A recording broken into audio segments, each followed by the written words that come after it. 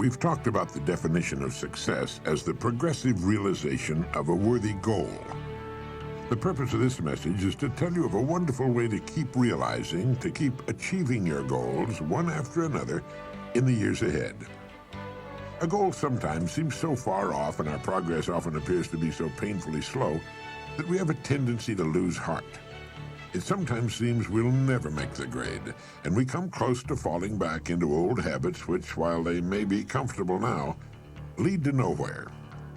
Well, there's a way to beat this. It's been used successfully by many of the world's most successful people, and it's been advocated by many of the greatest thinkers.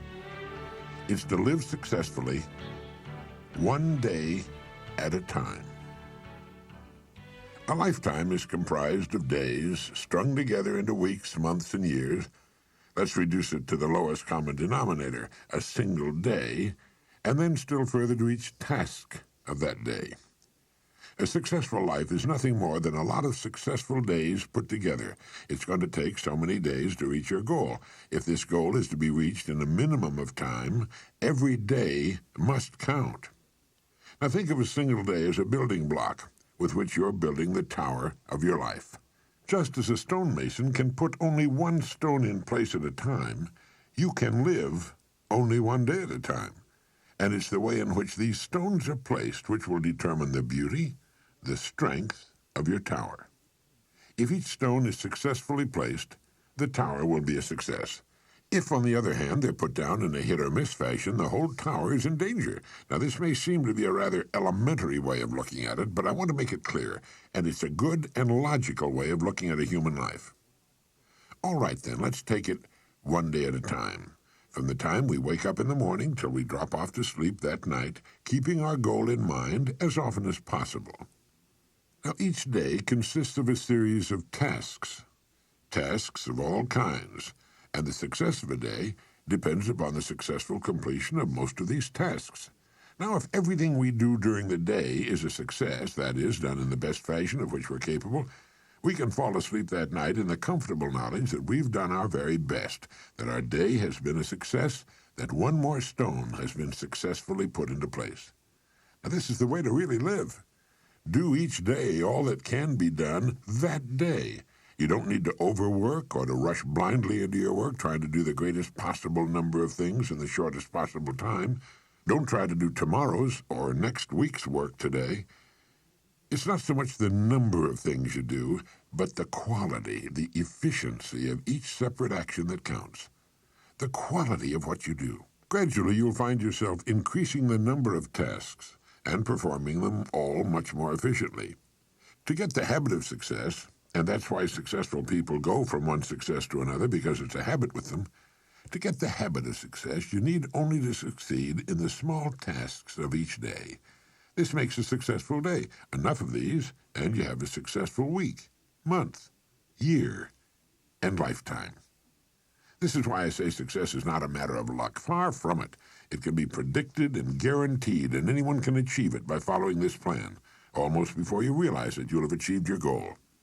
In looking back, you'll realize that your success was not attributable to any one day, week, or month, but rather it was the consistent, unrelenting, successful succession of single days that turned the trick. This is the way a skyscraper, a home, or a human life is successfully built. One successful day at a time, and each day comprising a collection of successful tasks, one successful task at a time. In order to advance to the place you've chosen, two things are necessary.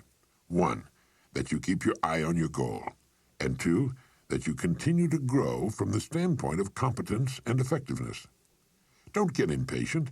Don't let the hundreds of little distractions which each day try to get you off course bother you. Pay no attention to them. Shake them off and stay steadily on the track. Concentrate on each task of the day from morning to night, and do each as successfully as you can. Know full well that if each of your tasks is performed successfully, or at least the greater majority of them, your life has to be successful. There's no other answer. There's no way to avoid it.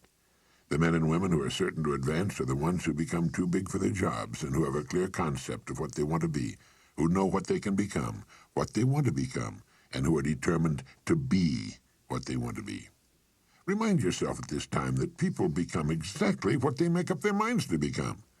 Are you too big for your present job? If it's obvious to you that you are, it's obvious to others. You know, people are not given promotions as a rule.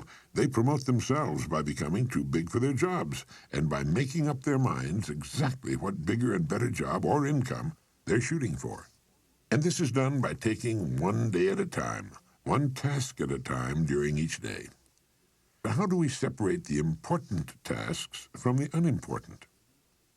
Did you ever hear of the single idea for which a man was paid $25,000, and it was worth every penny of it?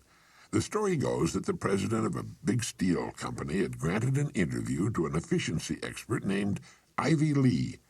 Lee was telling his prospective client how he could help him do a better job of managing the company when the president broke in to say something to the effect that he wasn't at present managing as well as he knew how. He went on to tell Ivy Lee that what was needed wasn't more knowing, but a lot more doing. He said, "We know what we should be doing. Now, if you can show us a better way of getting it done, I'll listen to you and pay you anything within reason you ask." Well, Lee then said that he could give him something in 20 minutes that would increase his efficiency by at least 50%. He then handed the executive a blank sheet of paper and said, "Write down on this paper the 6 most important things you have to do tomorrow." Well, the executive thought about it and did as requested. It took him about 3 or 4 minutes. Then Lee said, "Now number those items in the order of their importance to you and to the company." Well, that took another 3 or 4 or 5 minutes, and then Lee said, "Now put the paper in your pocket, and the first thing tomorrow morning, take it out and look at item number 1. Don't look at the others, just number 1, and start working on it. And if you can, stay with it until it's completed. Then take item number 2 the same way, then number 3, and so on till you have to quit for the day. Don't worry if you've only finished 1 or 2, the others can wait. If you can't finish them all by this method, you could not have finished them with any other method. And without some system, you'd probably take 10 times as long to finish them and might not even have them in the order of their importance." Do this every working day, Lee went on. After you've convinced yourself of the value of this system, have your people try it. Try it as long as you like, and then send me your check for whatever you think the idea is worth. The entire interview hadn't taken more than a half hour. In a few weeks, the story has it that the company president sent Ivy Lee a check for $25,000, with a letter saying the lesson was the most profitable, from a money standpoint, he'd ever learned in his life. And it was later said that in 5 years this was the plan that was largely responsible for turning what was then a little-known steel company into one of the biggest independent steel producers in the world. One idea, the idea of taking things one at a time in their proper order, of staying with one task until it's successfully completed before going on to the next, of living one day at a time. For the next 7 days, try the $25,000 idea in your life. Tonight, write on a slip of paper the 6 most important things you have to do. Then number them in the order of their importance. And tomorrow morning, go to work on number 1. Stay with it till it's successfully completed. Then move on to number 2, and so on. When you've finished with all 6, get another piece of paper and repeat the process. You'll be astonished and delighted at the order it brings into your life, and at the rate of speed with which you'll be able to accomplish the things that need doing in the order of their importance. Now, this simple but tremendously effective method will take all the confusion out of your life. You'll never find yourself running around in circles, wondering what to do next. Remember as you do to live the best you can, one day at a time. You need not worry about tomorrow or the next day or what's going to happen at the end of the month. One day at a time, handled successfully, will carry you over every hurdle. It'll solve every problem. You can relax in the happy knowledge that successful tasks make successful days, which in turn build a successful life. This is the kind of unassailable logic no one can argue with. It will work every time, for every person. The reason for writing down what you consider only the most important things to do is obvious. Handling each task during the day successfully is important to the degree of the importance of the tasks themselves. Doing a lot of unnecessary things successfully can be pretty much of a waste of time. Make certain that the tasks you take the time to do efficiently are important tasks, tasks which move you ahead steadily toward your goal. So often youngsters in school worry about a passing grade. They think of all they'll have to do before the end of the school year. Following this course of action, they can stop worrying completely and count on excellent grades. Freshmen in high school and college are frequently plagued by doubts as to whether or not they'll be able to successfully complete the 4 years ahead and graduate. 4 years seem like such a long time to them, almost forever, and this thought sometimes leads to a sort of giving up, a fear of failure. It was the great Harvard teacher and psychologist William James who said, in effect, "Let not students worry about the success of their efforts. If they will do each day as best they can the work which is before them, they will wake up one day to find themselves among the competent people of their generation." Student, junior executive, homemaker, senior executive, or professional, this plan works for everybody. It removes doubt, fear, and worry, and brings order into our lives. All any of us needs to do is face each day as it comes in good cheer, knowing that we have only to succeed today to guarantee our future. In this way, we'll move steadily ahead, growing more competent, more confident with the passing of every day. Others may seem to suddenly shoot up faster and possibly fall much farther, and operate in spurts and fits, but it's to the steady that the rewards are eventually paid. St. Edmund of Canterbury was right when he said, "Work as though you would live forever, but live as though you would die tomorrow." Now try writing down the 6 most important things you have to do tomorrow. Then number them in the order of their importance. Really do this. First thing tomorrow morning, tackle number 1. Stay with it till it's completed. If something should force its delay, move on to number 2. But take them in order, and finish them in order as best you can. Try not to get sidetracked by people or things in successfully accomplishing each task of your day. Beside my typewriter, I have glued to the wall a great saying by Ernest Hemingway. He said, "Write as well as you can, and finish what you start." There's nothing mysterious or capricious about achieving outstanding success. It's completely within our individual control and is absolutely predictable. It's simply a matter of doing certain things a certain way every day, and that's all there is to it, as long as you've got that goal to work toward. There's no valid reason on earth why you should not become really successful in your field, your home life, and your community. Remember that everything in the entire limitless universe operates on the law of cause and effect. There are no exceptions to this. Nothing happens by accident. For every result, there's a cause. You have only to take care of the cause. The effect will always, without exception, take care of itself. Good cause, good effect. No cause, no effect. Bad cause, bad effect. It's as reliable as the rising of the sun. This business of living one day at a time the best we can has an almost unbelievable cumulative effect. For good, for success, and the things we want. Sometimes when we see a bricklayer starting on a building and putting the first brick in place, we're struck by the size of the job he has ahead of him. But one day, almost before we realize it, he's finished. All the thousands of bricks are in place, each one vital to the finished structure, each one sharing its portion of the load. And so should be the days of a human life, and we'll be proud and happy with the finished product.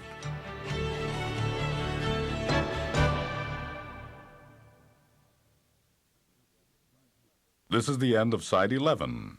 Please fast forward the tape to begin Side 12.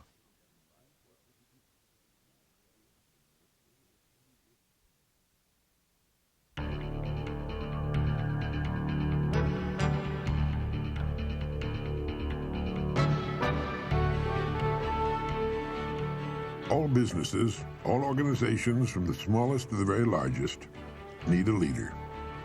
They have their committees, their echelons of command, and perhaps a widely dispersed group of semi-autonomous divisions. But the overall company and each of its divisions must have strong and able leadership. Contrary to popular belief, you do not raise morale in an organization. It filters down from the top.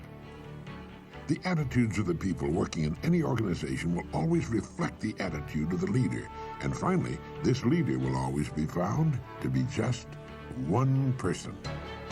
The man or woman on the white horse. I'm sure you're aware that even the largest and oldest companies with many thousands of employees and hundreds of management people will, when they find themselves in trouble or not doing as well as they should, seek out one person and place him or her in the position of final authority. The whole company, the board of directors, and perhaps thousands of stockholders all look to this one person for leadership and success.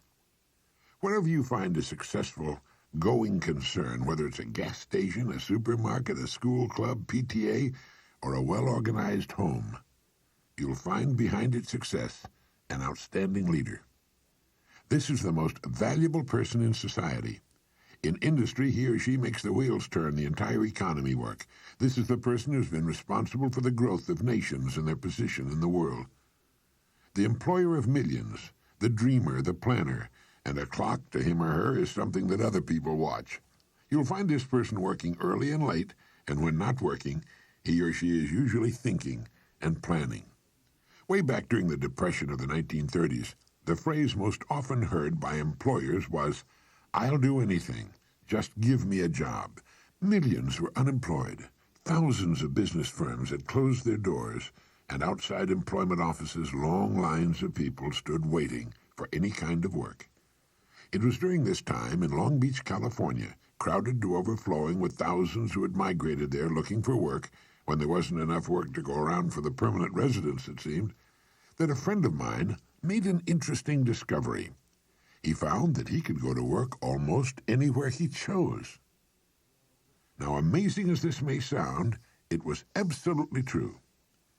It dawned upon him one day that the business establishments of various kinds were just as anxious to succeed as were the people looking for work. The owners and managers of these businesses were worried and concerned over the hard times which had descended upon the country, and a great many of them were looking for someone to come to their aid, the person who would somehow show up and solve their business problems. But all they heard was people asking for work and saying, "I'll do anything." These people were asking for a paycheck from a company which was very likely teetering on the brink of financial ruin itself. And so signs appeared in windows all over the land reading, "No help wanted." This was a negative form of advertising, and while it kept the plaintive hordes away from the door, it also hurt business. Well, this friend of mine decided to become a part of the solution instead of a part of the problem. And his method was simple, and it worked like a charm.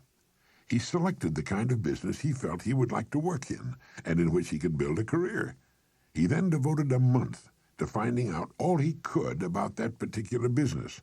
He talked to other people in the same line. He heard their problems and what they felt was wrong. He talked for hours, asking questions, probing about what they felt was needed, and so on. He went to the public library and read everything he could find on that industry. And then he began to think of ways and means by which this business might be improved. When he was ready and finally made his call on the company for which he had decided to work, instead of asking for a job, he said to the boss something like this: "I believe I know of several ways in which your business can be greatly increased, and I'd like to talk to you about them." Well, here he was, selling the one thing on earth in which his prospect was most interested. The fact that he knew a good deal about the business now permitted him to talk intelligently. He took a positive attitude, expressed a willingness to pitch in and help put the business on a sound and profitable footing. And, of course, that's right, he got the job. Millions out of work and asking for jobs. But one man who found a way to be of help. What had he done? Well, first he had specialized. He had selected one line of work and decided that that was where his future would be. Now he had to prove himself, and he did. The jack of all trades and master of none was the man who suffered during the Depression. People who knew what they were doing and where they were going sailed through those Depression years just like a large ship sails through a storm. It wasn't as comfortable as it could have been, but at least the crossing was a success. At least they didn't founder. And thousands of businesses actually grew larger and prospered during the Depression. The best way for you to develop the security that lasts a lifetime is to become outstanding at one particular line of work. Look at it this way. Regardless of economic ups and downs, the industry of which that line of work is a part will continue to operate. It won't shut down completely. As long as you're in the top 5% of the people in that industry, you know you'll always be in demand. You'll be wanted and needed, not just where that industry is concerned, but where you and your family are concerned also. The man or woman who becomes truly outstanding at what he or she does has the world on a string. Here's the person of confidence and peace of mind. Here's the person who's quietly aware of his or her ability and intimate knowledge of his or her job in particular industry. Here's the homemaker or student who's at the top of the group. They've got it made, and they and everybody else know it. Ask yourself this question: am I now such a person? Down deep inside, you know the answer. If you answered yes, you're among the most fortunate people and in one of the smallest and most elite groups on earth. If your answer was no, it can be turned into a yes in a surprisingly short time. The first step is to make one really big and important decision. It's a decision the great majority of people never make and suffer as a result. Failing to make this decision keeps a person from ever really getting on course or clarifying his or her goals. If you make the decision I'm now going to recommend, you can take a deep breath, give a comfortable sigh of relief, fix your eyes firmly upon your target, and go to work relaxed, comfortable, and sure in the knowledge that the success you seek will be yours. The great steel magnate Andrew Carnegie, when asked the formula for success, answered, "Put all your eggs in one basket, and then watch that basket." Let's be frankly realistic. Who gets laid off work during an economic slump? Well, what gets thrown over the side when a ship is in danger of going down? Everything not absolutely essential to the operation of the vessel and the safety of its passengers. And it's the same with a business or any other organization. It has to be that way. With a corporation, its main purpose is to remain in business forever. As long as it remains in business, it can provide a needed product or service, protect the investment of those who have faith in it, and provide jobs for those who are essential to its continuity of operation. It's the duty of management to protect the firm and the people who depend upon it, just as it's the captain's duty to do everything in his power to keep his ship sailing. All a person needs to do is make certain that he or she is a vital part of the business or organization. Those who insist on remaining spare gear, those who do no more than they must in order to squeak by, those who say, "I'm not going to do any more than I'm paid to do," must expect to be jettisoned when things get too rough for safety. Nobody, particularly the captain, likes to see cargo thrown over the side, but if it'll help save the ship, there's nothing else to do. That's why people are laid off. It has nothing to do with management and labor relations or personalities, and in the long run it's best for everyone, since once smooth sailing has again been reached, additional employment can again be made available. So each of us must decide whether we want to be part of the cargo or a member of the crew. It's said that millions suffer today from a malady called panophobia. Panophobia means literally fear of everything. It's an uneasy feeling, a feeling of insecurity that generally manifests itself as a sort of lump of fear that settles right behind the belt buckle, especially on Sunday evenings and on Monday mornings. There's nothing you can put your finger on. It's just an apprehension, a feeling of foreboding. And this extremely unpleasant condition is said to result from the unspoken but realized fact that we're getting credit for more than we're actually doing, or that we're doing less than we could be doing. It's the perfectly natural and normal understanding deep within each of us that there's something basically wrong about getting praise that's not earned, or if you're an employee, being paid for something you're not doing as well as you possibly can.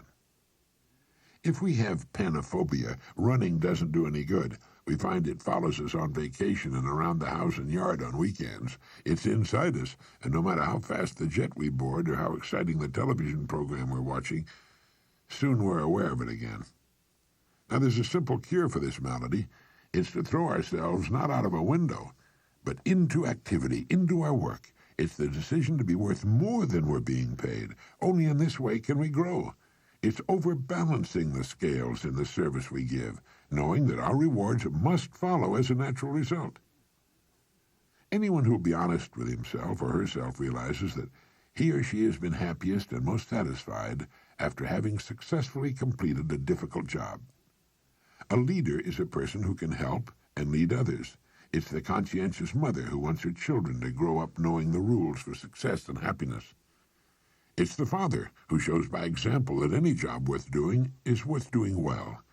It's the student who studies to learn, not just to get a grade, who has a mind of his or her own and sets the pace for his or her fellow students.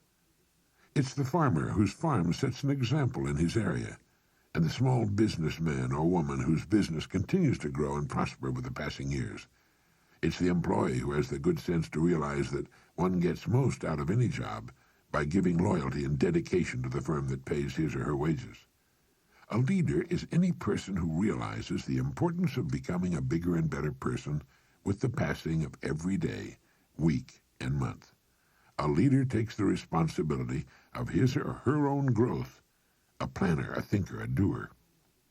Each of us can become such a leader in our own area of activity. It's not difficult, and in the long run it's easier for us and on us than what at first may appear to be the easier of two courses. Simply fix your eye upon your goal, visualize it with every ounce of your being, enjoy the prospect of it, and courageously set out toward it. Maintain a cheerful, helpful attitude toward everyone. Why shouldn't you be cheerful, since you know you'll achieve everything you've set your heart upon? Become a kind of sponge for information which will help you on your way. You don't have to waste years making the mistakes others have made before.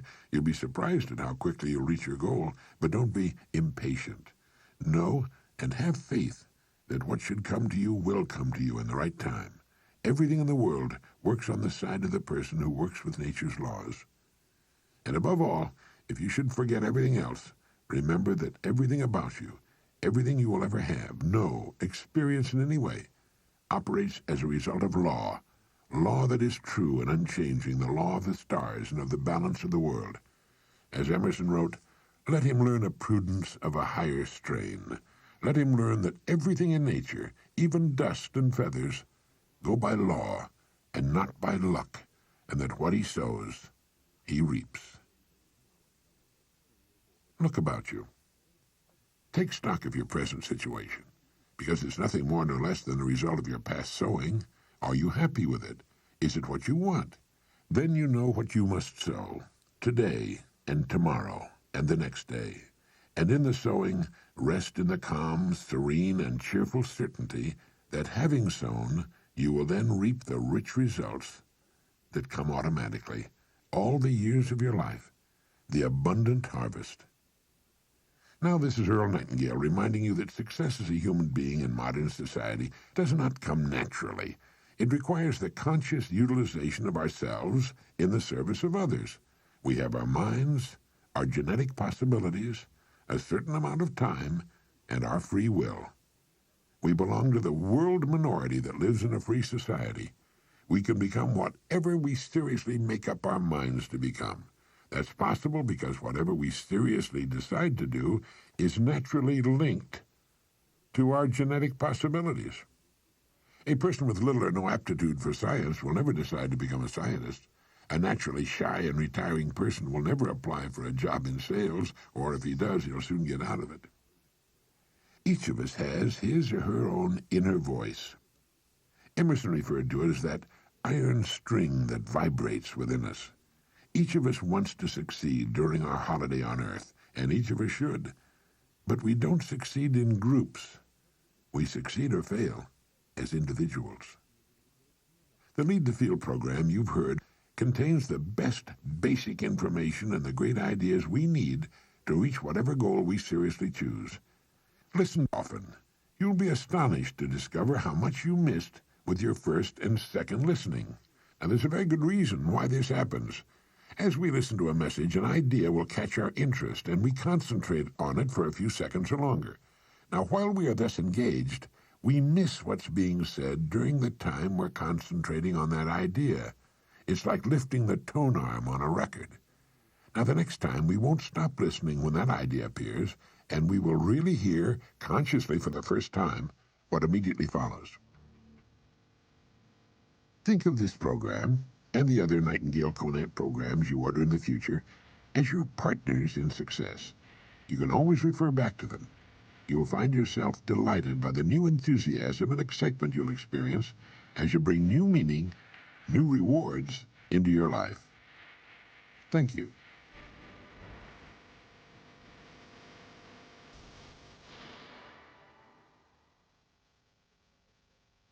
This is the end of side 12. Side 11 is already queued up for your next listening.